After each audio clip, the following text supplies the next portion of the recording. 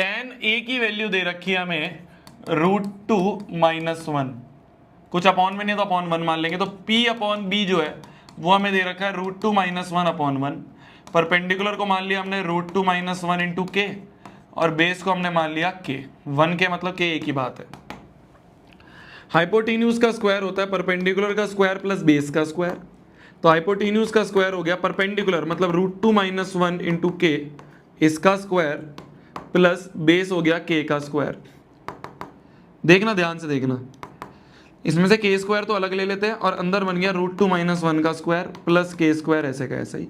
ये आ गया एच स्क्वायर, तो एच स्क्वायर आ गया के स्क्वायर इंटू √2 - 1 का whole square, a minus B का whole square is a square plus B square minus 2ab, है ना प्लस के स्क्वायर, ऐसे कैसे चल रहा है ये। तो ये जो बाहर के स्क्वायर चल रहा था, इसको के स्क्वायर को कॉमन ले लेते हैं, ये के स्क्वायर को और इस के स्क्वायर को कॉमन ले लेते हैं, अंदर बच गया √2 का स्क्वायर इज 2 प्लस 1 का स्क्वायर 1 माइनस 2√2, और ये के स्क्वायर बाहर आ गया तो यहाँ +1 बच गया। ठीक है, यहाँ पे +1 बच गया। तो ये क्या बन रहा है, ध्यान से देखना, यहाँ पे ये बन जाएगा एच स्क्वायर बराबर के स्क्वायर, बाहर ले लिया था हमने कॉमन, अंदर बच रहा है 2 + 1 3 + 1 4, 4 माइनस 2√2। तो यहां से आ गया एच स्क्वायर बराबर के स्क्वायर, और यहां से 2 कॉमन ले ले तो 2k स्क्वायर, अंदर बच जाएगा 2 माइनस √2। ठीक है, यहां से अगर हम 2 कॉमन ले लें तो 2 बाहर आते ही 2 2 = 4 होता है, तो 2 ये, और ये 2 बाहर चला गया तो खाली √2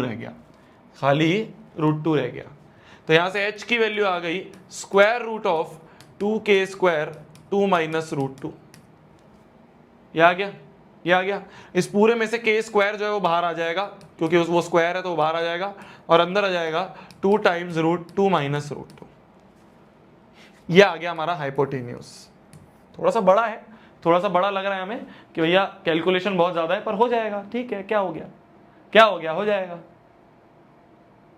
कैलकुलेशन ही तो है, और क्या है। कैलकुलेशन से नहीं घबराना चाहिए कभी भी, कैलकुलेशन से नहीं घबराना चाहिए।